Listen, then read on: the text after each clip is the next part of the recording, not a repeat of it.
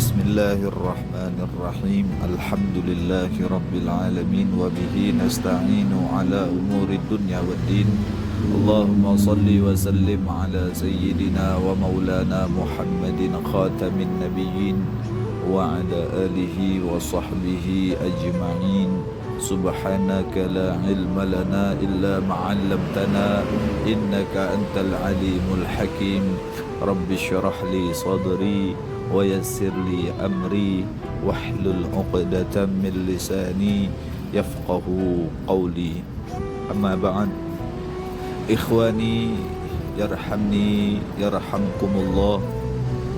Pada kesempatan hari ini, pada waktu yang berbahagia ini, marilah kembali kita mengulang daripada sejarah yang mana kejadian ini terjadi di zaman Nabi Allah Daud alaihi salam, yang mana sama seperti kita ketahui bahwasanya Nabi Daud alaihi salam diberikan Allah Subhanahu wa taala mukjizat berupa suara yang begitu merdu, sehingga di saat Nabi Allah Daud alaihi salam membaca kitab Zaburnya, gunung-gunung pun akan tunduk, pohon-pohon pun akan tunduk, besi-besi pun akan mencair karena merdunya suara Nabi Allah Daud alaihi salam. Di saat Nabi Allah Daud alaihi salam sedang membaca kitab Zaburnya, terjadilah suatu kejadian yang mana gunung pun tunduk, pohon pun tunduk, besi pun mencair karena merdunya suara Nabi Allah Daud. Kemudian terlintaslah di hati Nabi Allah Daud alaihi salam bahwasanya dirinya lah adalah orang yang dicintai oleh Allah Subhanahu wa taala. Dirinya lah orang yang paling disayangi oleh Allah Subhanahu wa taala. Kemudian di saat tersebut Allah Subhanahu wa taala mewahyukan kepada Nabi Allah Daud. Allah menurunkan wahyu melalui malaikat Jibril alaihi salam. Wahai Jibril, katakan kepada nabiku Nabi Daud alaihi salam bahwasanya ada seseorang yang lebih aku cintai, ada seseorang yang paling aku cintai melebihi dirinya.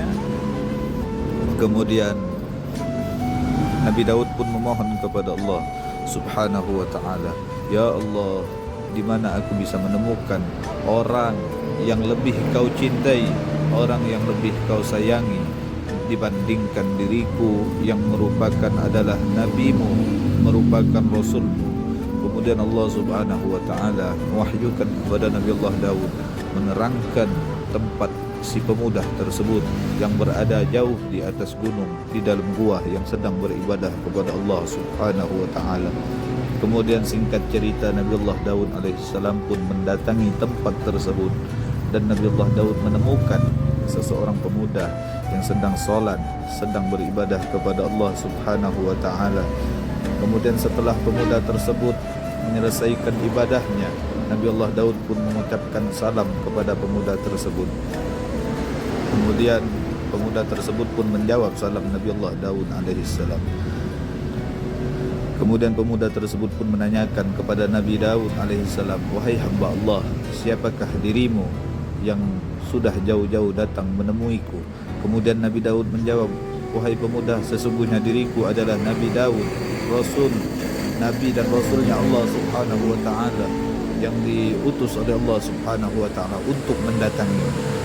Kemudian pemuda tersebut mengatakan kepada Nabi Allah Daud, wahai Daud, sesungguhnya jika aku tahu dirimu yang datang, maka tidak akan aku hentikan ibadahku, tidak akan aku jawab salammu.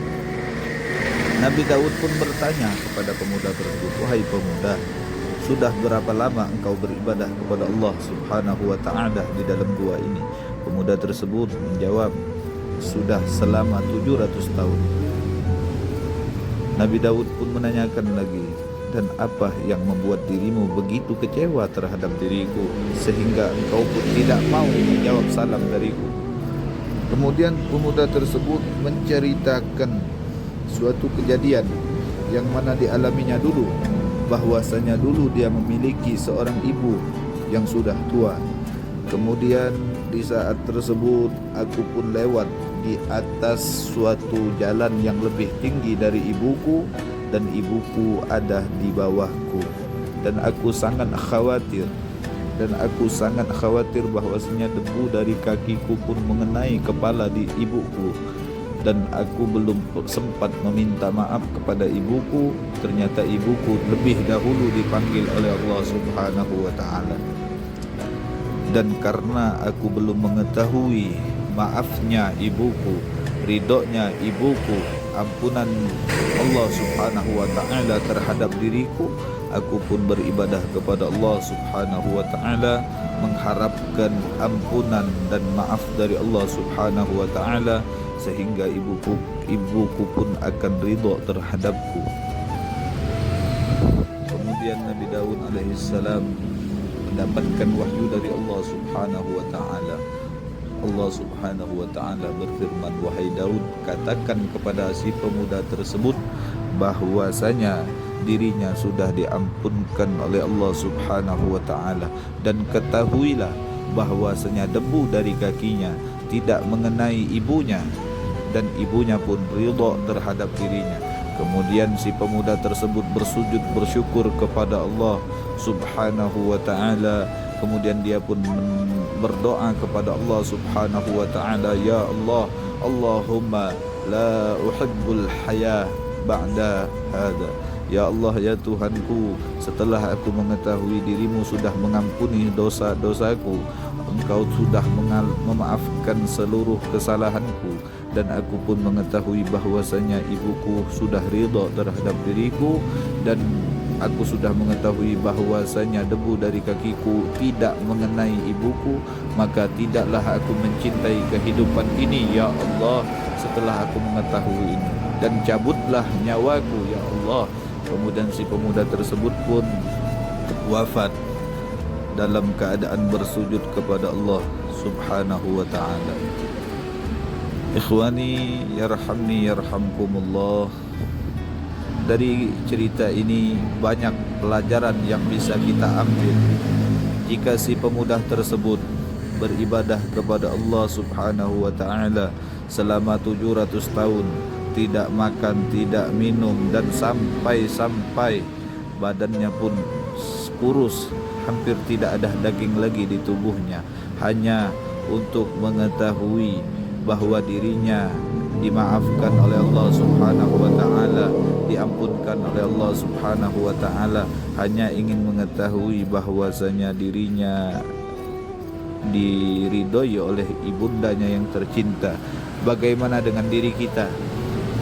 Sudahkah kita berbakti kepada kedua orang tua kita, atau malahan kita menjadi anak yang durhaka terhadap kedua orang tua kita?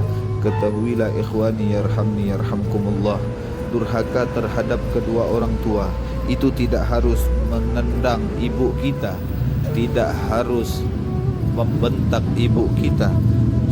Ketika kita mengucapkan kalimat yang mana kalimat tersebut kita keluarkan karena ada suatu emosi, maka itu sudah cukup menjadikan kita anak yang durhaka kepada ibu kita, durhaka kepada kedua orang tua kita. Jikalau kita pernah, maka selayaknya lah, haruslah bagi kita meminta maaf kepada ibu kita, meminta ridha terhadap ibu kita atas kesalahan, atas kekhilafan yang pernah kita lakukan terhadap kedua orang tua kita. Mudah-mudahan kita semua menjadi anak-anak yang berbakti kepada kedua orang tua kita, sehingga kita pun mendapatkan ridha dari Allah Subhanahu wa ta'ala. Dan apabila kedua orang tua kita sudah meninggal, kita memohonkan kepada Allah Subhanahu wa ta'ala agar senantiasa Allah Subhanahu wa ta'ala berikan ampunan, berikan maaf kepada kedua orang tua kita yang sudah mendahului kita, yang sudah menghadap Allah Subhanahu wa ta'ala. Mungkin sedikit cerita ini bermanfaat bagi kita semua dan menjadikan motivasi kita agar senantiasa kita bersemangat untuk berbakti kepada kedua orang tua kita, karena salah satu cara untuk mendapatkan ridha Allah Subhanahu wa ta'ala adalah mendapatkan keridhaan kedua orang tua kita. Ikhwani yarhamni yarhamkumullah. Mungkin itu saja yang bisa disampaikan. Lebih dan kurangnya Al-Fakir mohon maaf kepada Allah Subhanahu wa taala. Al-Fakir mohon ampun karena kesalahan hanya dari hamba Allah Subhanahu wa taala dan kebenaran hanya milik Allah Subhanahu wa taala. Wal afu minkum. Wassalamualaikum warahmatullahi wabarakatuh.